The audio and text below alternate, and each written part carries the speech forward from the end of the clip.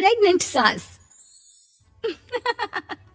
जमाना कितना भी बदल जाए, इतना भी नहीं कि बहू घर आए और सास गर्भवती दिख जाए।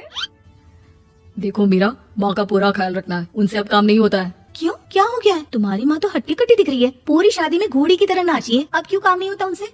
वो माँ प्रेग्नेंट है ना, बच्चा होने वाला है, मैं कभी भी भाई बन जाऊंगा इस साल के अंत तक। क्या बोल रहे हो? वो सर पर हाथ रखकर बैठ जाती है। यार पहले क्यों नहीं बताया? कैसा मजाक है ये? झूठ बोल रहे हो ना? हाँ झूठ बोल रहे हो ना? तभी ससुर की आवाज आती है। बहू पानी गर्म कर दे, तेरी सास को दवाई देनी है। समय पर दवाई ना दी तो परेशानी हो जाएगी। और हाँ, जरा काजू पीसकर दूध में मिलाकर ले आना, तेरी सास खुद से तो अपनी संभाल करेगी नहीं। हे भगवान, ये मैं क्या सुन रही हूँ? ये ससुर जी को क्या हो गया है? मैं क्या सोच कर आई थी? हाय रे, मैं तो किसी को मुंह भी नहीं दिखा पाऊंगी। अब ये रोना धोना बाद में करना, पहले गर्म पानी कर दो, माँ को दवाई देनी होगी। और हाँ, रात को माँ के पैरों में तेल लगा देना। बहू को गुस्सा आ जाता है, वो बड़बड़ करती किचन में जाती है जहाँ उसका ससुर खड़ा होता है। एक बड़ी जिम्मेदारी है हम सबके सरों पर, इस उम्र में माँ बनना खतरे से खाली नहीं होता। हाँ हाँ पता है, तो क्यों बन गई माँ? अरे खतरे से कम नहीं है तो क्या जरूरत थी लल्ला पैदा करने की? कैसी बात कर रही हो बहू? क्या तुम खुश नहीं कि घर में एक नया मेहमान आएगा, छोटे छोटे पैरों से पूरे घर में घूमेगा? पिताजी ये हाथ जुड़े आपके, आप यहाँ से जाओ, ये शायरी बाद में बताना, अभी मैं पानी गर्म करके थर्मस में दे देती हूँ। सारा दिन पिलाते रहो गर्म पानी। और हाँ, ये बच्चे की बात बार बार मुझसे कोई नहीं करेगा। बहू का पारा अब चढ़ा ही रहता था, वो काम तो सारा करती, लेकिन किलस किलस कर। मीरा सारे काम से फुर्सत पाकर बैठी होती है कि माँ का फोन आ जाता है। बेटा बहुत बड़ी जिम्मेदारी है तेरे सर पर, अच्छे से निभाना।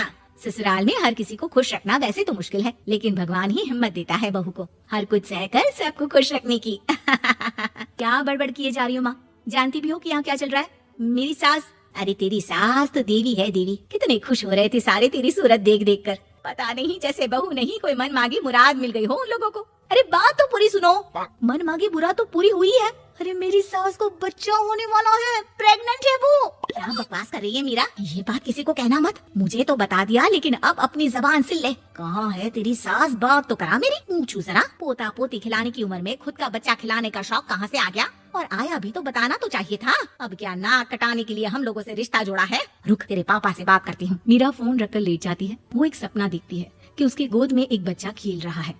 भाभी की गोद में कितना खुश दिख रहा है ना, लग ही नहीं रहा कि भाभी है। मैं तेरे लिए क्या लाया हूँ, सोने की बालियाँ। तेरी शादी में तो मैं बुढ़ा हो जाऊंगा ना। अरे कैसी बात कर रहा है बेटा, इसकी जिम्मेदारी तो तू ही लेगा, हम लोगों का तो कोई भरोसा नहीं, कब ऊपर वाला उठा ले। बहू को सास को देख देख कर गुस्सा आ रहा था, तभी वहाँ पड़ोसन आ जाती है। अरे बहू, तुझसे तो पूछने से भी डर लगता है कि कब खुशखबरी सुना रही है।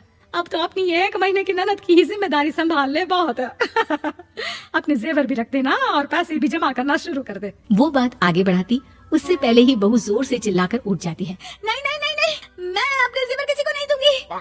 अरे कौन ले रहा है तुम्हारे जेवर? तुम औरतें भी ना सपने में भी जेवर ही संभालती रहती हो। मैंने जो सपना देखा है ना, सुनोगे तो होश उड़ जाएंगे। अच्छा, तुम अपना सपना बाद में बताना, पहले मेरा सुनो। कल मैंने इतना अच्छा सपना देखा, इतना अच्छा सपना देखा कि अगर वो पूरा हो जाता है ना तो मैं तुम्हारे लिए रानी हार बनवा दूंगा। बहू अब सारे गम भूलकर पति का सपना सुनने में लग जाती है। अरे क्या सपना था बताइए ना, बोलिए भी तो क्या सपना है, मैं पूरा कर दूंगी अगर बात रानी हार की है तो। बोलिए बोलिए। मैंने रात को सपना देखा कि माँ को बेटी हुई है और मुझे बहन, सच्ची इस घर में बेटी हो जाए तो मैं तो झूम ही उठूं। मीरा का मुंह बन जाता है, वो चुप हो जाती है और सपने की बात याद करती है कि बेटी हुई तो उसे ही अपने गहने उसे देने होंगे, फिर तो रानी हार की जरूरत पड़ेगी ही। भाई लड़की बड़ी होगी, उसकी शादी होगी तो जेवर तो चढ़ाने ही होंगे ना, कहाँ से आएंगे वो? कितनी समझदार हो तुम मीरा, मैंने भी यही सोचकर तुम्हारे लिए रानी हार लेने का सोचा था। अरे फूटी किस्मत मेरी जो ऐसा परिवार मिला। मेरे पापा की तो मैं अभी क्लास लगाती हूँ, जो सब जानती हुए भी ऐसे परिवार में मेरी शादी कर दी।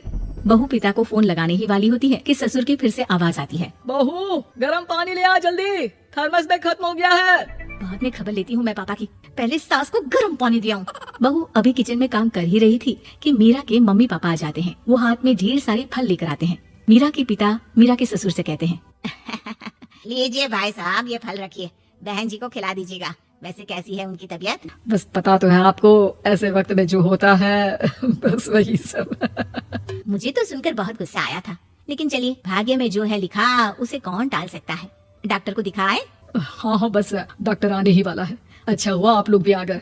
उतने में एक सुंदर सी लेडी डॉक्टर आती है।